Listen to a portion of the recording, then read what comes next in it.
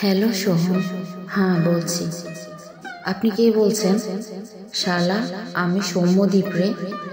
আমরা একসঙ্গে সুরেন্দ্রনাথ কলেজে পড়তাম। কি রে, এখন চিনতে পারছিস? এবার আমার সব কথা মনে পড়ে গেল। কলেজে আমাদের একটা 25 থেকে 30 জনের গ্রুপ ছিল। সৌম্যদীপ ছিল আমাদের সেই গ্রুপের মধ্যমণি। ও খুব ভালো গান গাইতো।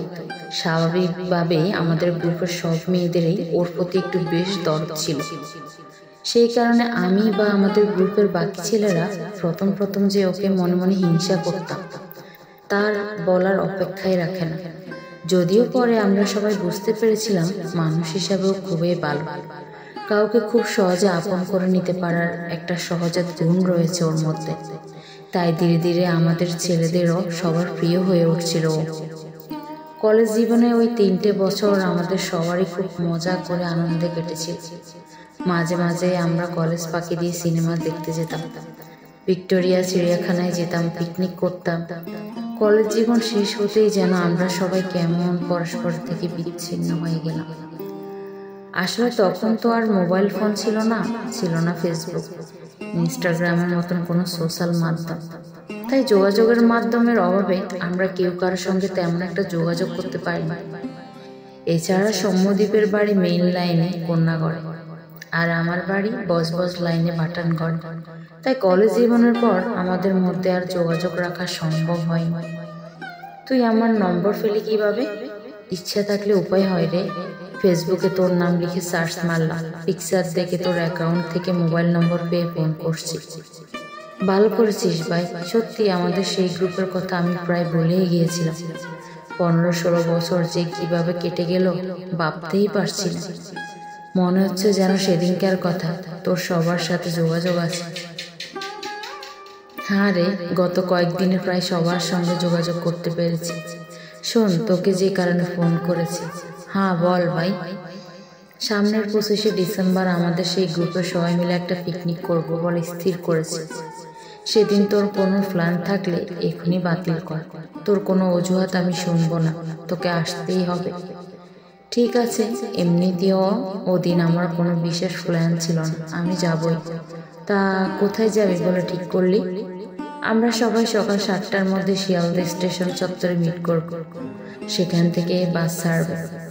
তোকে আমাদের পিকনিকের লোকেশনটা পরে হোয়াটসঅ্যাপে পাঠিয়ে দিচ্ছি। এখন ফোন রাখছি রে, অন্যদের সঙ্গেও কথা বলতে হবে। ঠিক আছে ভাই, রাখ। ও হ্যাঁ, আর একটা কথা ছিল। উইথ ফ্যামিলি না উইথ আউট ফ্যামিলি? এটা কলেজে মিট তো, তাই এবার শুধু আমরাই যাচ্ছি। পরে কখনো উইথ ফ্যামিলি করা যাবে। ঠিক আছে ভাই, পরে কথা হবে। মোবাইল ফোনটা টেবিলের উপর রেখে দিলাম। এতদিন পর আবার সব কলেজের বন্ধুদের সঙ্গে মিলিত হব ভেবে শরীরের একটা অদ্ভুত শিহরণ খেলে গেল। গিন্নিকে রান্নাঘরে গিয়ে সেই কথাটা বলতে গেলাম। শোনো, আমার এক কলেজের পুরনো বন্ধু ফোন করেছিল। ওরা 25শে ডিসেম্বর একটা পিকনিকের আয়োজন করেছে। আমাকেও যেতে হবে, খুব করে দৌড়েছে। ভালোই তো হবে, এটা শুনে খুব খুশি হবে। এমনি তো 25শে ডিসেম্বর বাইরে কোথাও যাবার বায়না করছিল। আজ বাড়িতে ফিরে এই খবরটা পেয়ে খুব আনন্দ পাবে। শোনো, একটা ছোট প্রবলেম আছে। এটা শুধু আমাদের কলেজ বন্ধুদের পিকনিক, ফ্যামিলি নট অ্যালাউ। সবে বুঝছি, ফ্যামিলির সঙ্গে গেলে তো তোমাদের ওই সব চাই পাশ গেলা বন্ধ হয়ে যাবে। পারো বটে তোমরা। ওই ছোট ছেলেটাকে ঘরে রেখে বাবা ফুর্তি করতে যাবে। ক্ষণিক পূর্বের ভালো লাগার অনুভূতিটা গিন্নির বাক্যবাণে বিষাদে রূপান্তরিত হল। আর কথা না বাড়িয়ে দ্রুত রান্নাঘর থেকে প্রস্থান করলাম। আমার এই স্বার্থপরতাই ভগবান রাগ করছে কিনা বলতে পারবো না, কিন্তু 24শে ডিসেম্বর রাতেই ছেলেদের ধুম জ্বর এলো। সকাল 7টার মধ্যে শিয়ালদা স্টেশন চত্বরে মিট করতে গেল। ভোরের 1st বা 2nd ট্রেন ধরতে হবে। ভোরবেলায় ছেলের জ্বর কমে গেল, কিন্তু গিন্নিকে আমার ট্রেন ধরার কথা বলতে সাহস হলো না। গিন্নি আমার হাবভাব দেখে বলল, সবই বুঝি, দেখলে তো ঠাকুর ঠিকই আছে। বউ বাচ্চাকে ঘরে রেখে একলা পিকনিকে যাওয়া, আহা, এটা কি আমি একা ঠিক করেছি নাকি? খুব বুঝেছি, যেখানে যাবে যাও, তবে ছেলের জ্বরের ওষুধ ঘরে এনে দিয়ে তারপর বিদায় হও। গিন্নির কাছে থেকে গ্রিন সিগন্যাল পেয়ে দ্রুত হাত মুখ ধুয়ে ছুটলাম পাড়ার মোড় ওষুধের দোকানে। গিয়ে দেখলাম দোকান এখনো বন্ধ। সেখানে অপেক্ষা না করে বাজারের ওষুধের দোকানে গিয়ে দেখলাম সেটাও বন্ধ রয়েছে। আমাকে ওভাবে ওষুধের দোকানে দাঁড়িয়ে থাকতে দেখে পাশের চায়ের দোকানের লোকটা বলল, দাদা 6:30 7টার আগে দোকান খুলবে না। ঘড়ির দিকে তাকিয়ে দেখলাম সবে 5:30 বাজে। সেকেন্ড ট্রেনও মিস হয়ে গেল আমার। কি আর করব, অপেক্ষা দোকান খোলার। দোকান খুললে তাড়াতাড়ি ওষুধ কিনে বাড়িতে ফিরে ঘড়ির দিকে তাকিয়ে দেখলাম 7:10। কি করব এখন? ইতিমধ্যে সবাই হয়তো শিয়ালদা স্টেশনে পৌঁছে গেছে। উপায় না দেখে সৌম্যদীপকে ফোন করলাম। হ্যালো সৌম্যদীপ। হ্যাঁ সোম, বলো। তুই এখন কত দূর পৌঁছলি? আর কতক্ষণ লাগবে তোর পৌঁছতে? আমি সৌম্যদীপকে সব ঘটনা খুলে বললাম। আমার সব কথা শুনে সৌম্যদীপ বলল, সবই তো বুঝলাম ভাই, একমাত্র তুই আর দীপক ছাড়া বাকি সবাই এখানে পৌঁছে গেছে। দীপক একটু আগে আমাকে ফোন করেছিল, বলল আর মিনিট 15 মধ্যে ও এখানে পৌঁছে যাবে। কিন্তু তোর আসার জন্য অপেক্ষা করলে তো ওদিকে রান্নার আয়োজন করতে দেরি হয়ে যাবে। তাছাড়া সকালে টিফিন কখন হবে বল? না ভাই, শুধু তোর জন্য এতক্ষণ অপেক্ষা করা সম্ভব না। তুই বরং এক কাজ কর, আমি তো সেদিন তোকে লোকেশন হোয়াটসঅ্যাপ করে পাঠিয়েছিলাম, তুই বরং বাইকে করে ওখানে চলে আয়। কি পারবি তো? ঠিক আছে ভাই, আমি তাই করব। সৌম্যদীপের সঙ্গে কথা বলার পর আমি আর সময় নষ্ট না করে বাইক নিয়ে গন্তব্যের উদ্দেশ্যে রওনা হলাম। প্রায় 10টা নাগাদ আমি পিকনিক স্পটে গিয়ে পৌঁছলাম। আমাকে আসতে দেখে সৌম্যদীপ এগিয়ে এলো। এক গাল হাসি মুখে বলল, সরি ভাই, তোর জন্য অপেক্ষা করলে সকালে টিফিন বানাতে হতো না। সবাই সেই কোন ভোরে বাড়ি থেকে বেরিয়েছে। আরে না রে ভাই, ঠিক আছে, তোর জায়গায় আমি হলো এটাই করতাম। খুব খুশি হয়েছি রে তুই আসছিস। সবাই আশেপাশে ছড়িয়ে ছিটিয়ে রয়েছে, তুই গিয়ে দেখ, আমি খাবার আয়োজন দেখছি। আর মিনিট 15 মধ্যেই লুচি তরকারি হয়ে যাবে, তখন খেতে ডাকবো। আমি ওর থেকে বিদায় নিয়ে সামনের দিকে এগিয়ে গেলাম। আরে সোহম যে, এখানে এসো। কথাটা শুনে সেদিকে তাকিয়ে দেখলাম একটা বেশ বড় গাছের তলায় একজন মহিলা একা বসে রয়েছেন। গাছের বড় বড় ডাল পাতার ছায়া প্রথমে মুখটা ভালো করে দেখতে পারলাম না। একটু এগিয়ে গিয়ে কাছে গিয়ে দেখলাম বনানী বসে আছে। বনানী খুবই সুন্দরী। কলেজের আমরা প্রায় সব ছেলেই ওর উপরে ফিদা ছিলাম। মনে পড়ল ওই সময় ওকে নিয়ে গোপনে আমি কতই না প্রেমের কবিতা লিখেছিলাম। কিন্তু আমি ছিলাম একজন অতি সাধারণ দেখতে, পড়াশোনায়ও তেমন ব্রিলিয়ান্ট ছিলাম না, অথবা আমার মধ্যে এমন কোনো বিশেষ গুণ ছিল না যে মেয়েরা সহজে আমার প্রেমে পড়বে। তাই প্রেমে প্রত্যাখ্যান হবার ভয়ে সাহস করে ওকে সামনাসামনি কিছু বলার সাহস কোনোদিনই আমার হয়নি। আমি বনানীর কাছে গিয়ে দাঁড়াতেই ও আমাকে বলল, বসো এখানে। কেমন আছো সোহম? আমি একটু হেসে বললাম, এই চলে যাচ্ছে। তুমি কেমন আছো বনানী? আমি ভালো আছি। তা এখন কি করছো তুমি? সল্ট লেকে একটা সফটওয়্যার কোম্পানিতে চাকরি করি, আর মাঝে মাঝে একটু আধটু লেখার চেষ্টা করি। বনানী আমার কথা শুনে একটু হাসল। তারপর ওর ওই লাস্যময়ী গলায় বলল, সোহম, আমি কিন্তু তোমার লেখা ফেসবুকে নিয়মিত পড়ি। কি, তুমি আমার লেখা পড়ো? কই, আমি তো কখনো তোমার কোনো কমেন্ট বা লাইক বা কোনো পোস্ট দেখিনি। আরে মশাই, কমেন্ট বা লাইক কি সব? পাঠকের ভালো লাগাটা কি শুধুই কমেন্ট বা লাইক দিয়ে বিচার করবে? সেটা ঠিকই বলছো, কিন্তু কমেন্ট বা লাইক পেলে খুব ভালো লাগে। বুঝি লোকে আমার লেখাটা পড়ছে, তাতে লেখার প্রেরণাটা অনেকটা বেড়ে যায়। বুঝলাম মশাই। তোমাকে একটা কথা জিজ্ঞাসা করবো সোহম। কি বলো? তোমার লেখা গল্পে এত কোনো থাকে না, এমনকি তোমার ভূতের গল্পেও না।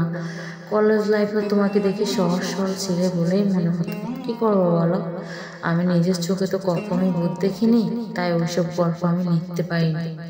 আমার চরিত্রটা পোশাক করে, খাবার খায়, খুন করে, আরো অনেক কিছু। আমার গল্পের সব চরিত্ররা যে আমাদের চারিপাশে থাকে, মানুষগুলির গল্প, তাতে এসব কই পাবা? আমি কখনোই রূপকথা লিখতে পারবো না বনানী। বাবা, তোমার মধ্যে এতটা মশাই, তোমার যখন এতই সাহস, আমাকে তুমি ভালোবাসো, এই সামান্য কথাটা কেন তুমি তখন আমাকে বলতে পারো? বনানীর কথাটা শুনে আমি চমকে উঠলাম। আমি যে ওকে ভালোবাসতাম ও কি করে জানলো? আমি কি করে বলবো, ঠিক বুঝে উঠতে পারলাম না। আমার ওই ইতস্ত ভাব দেখে বনানী আবার বলল, ভগবান প্রত্যেক মেয়ের মধ্যে একটা অদ্ভুত ক্ষমতা দিয়েছে, তারা ছেলেদের চোখের ভাষা পড়তে পারে, শুধু ছেলেরাই মেয়েদের মনের কথা কখনো বুঝতে পারে না। ছেলেরা ভাবে মেয়েরা সবই বুঝি বড়লোক ছেলে বা ফিল্ম স্টারের পেছনে ছোট। না মশাই, এটা ঠিক না। ভালো যখন বেশিই ছিলে একবার সাহস করে বলে দেখতে পারতে। বনানীর কথা আমি একটু বিশ্বস্ত হেসে বললাম, কি করবো বলো, আমি যে বরাবরই লাজুক প্রকৃতির ছেলে ছিলাম।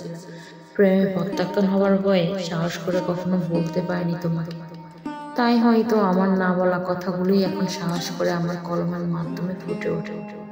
আমার চরিত্ররা আমার মনের ভাবনাগুলো সহজে বলে ফেলে। বনানী আমার কথা শুনে খিলখিল করে হেসে উঠল। ওদিকে সৌম্যদীপের গলার আওয়াজ পেলাম। সবাইকে টিফিন নিয়ে আসার জন্য ডাকছে। আমি বনানীকে বললাম, চলো, টিফিন হয়ে গেছে। সকাল থেকে কিছুই পেটে পড়েনি আমার, খুব খিদে পেয়েছে। টিফিন খেয়ে এসে গল্প করা যাবে। তুমি যাও সোহম, আমি একটু পরে যাচ্ছি। তোমার টিফিনটা কি আমি এখানে নিয়ে আসবো? না না, তার দরকার হবে না, আমি একটু পরেই যাচ্ছি, তুমি যাও। আমি টিফিন করতে গেলাম। আমাকে দেখে সৌম্যদীপ বলল, কি রে ভাই, কোথায় ছিলি তুই? এই বনানীর সঙ্গে একটু গল্প করছিলাম। বনানী? কোন বনানী? আরে আমাদের বনানী রে। তুই এমন ভাব করছিস যেন বনানী নামের কাউকে তুই চিনিস না। এই সকাল সকাল বোতল চাপিয়েছিস মাইরি? দূর, ফালতু কথা বলছিস কেন? সত্যি এতক্ষণ আমি বনানীর সাথে গল্প করছিলাম। দেখ সোহম, সকাল সকাল ইয়ার্কি মারবি না বলে দিলাম। বনানীকে তুই কোথায় থেকে পাবি? কেন, বনানী এখানে এসেছে তুই জানিস না? তুই অন্য কারোর সঙ্গে হয়তো গুলিয়ে ফেলেছিস। এই খুশির মধ্যে কথাটা আমি বলতে চাইছিলাম না। বনানী 2 বছর আগে। তুই ওকে এখন কোথা থেকে দেখবি? কথাটা শুনে আমার নিজেকে যেন কেমন পাগল বলে মনে হলো। কি বলছে সৌম্যদীপ? তবে এতক্ষণ আমি কার সঙ্গে কথা বললাম এটা তো আমার কল্পনা হতে পারে না। কি করব বা বলবো বুঝে উঠতে পারলাম না। কিছুক্ষণ ওখানে স্থির হয়ে দাঁড়িয়ে রইলাম।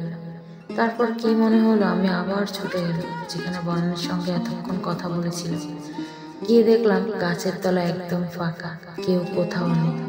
জীবনভর আমি কতই না ভূতের গল্প লিখেছি, কিন্তু এই পরিস্থিতি নিজেকে কিভাবে সামলাবো কিছুতেই বুঝে উঠতে পারলাম না। আমার পিকনিকে মজা করার ইচ্ছাটাই যেন মরে গেল।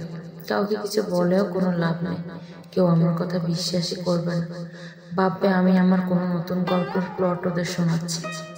এক কোনায় ঘুম মেরে বসে রইলাম, কারোর সাথে পরিচয় করার ইচ্ছে হলো না। দুপুরে সবার অনেক ডাকাডাকির পরে খেতে গেলাম।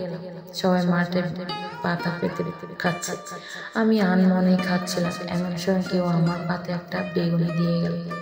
চোখ তুলে তাকাতেই চমকে উঠলাম। আমি বেগুনির পাত্র নিয়ে বনানী আমার সামনে দাঁড়িয়ে আছে। আমার ওই অবস্থা দেখে সবাই হেসে উঠল। সৌম্যদীপ শেষে আমার পাশে এসে বসলো। ভাই, এটা বনানীর আইডিয়া। তুই এত ভূতের গল্প লিখে সবাইকে ভয় দেখাস, তাই বাসেও প্ল্যান করলো তোকে ভয় দেখানো। আমরা শুধু ওর কথা মতন সব করে গেছি। প্লিজ রাগ করিস না ভাই। আমি সব কথা শুনে হেসে ফেললাম। সত্যি গল্প লেখা এবং বাস্তবে অনুভব করার মধ্যে বিস্তর ফারাক রয়েছে।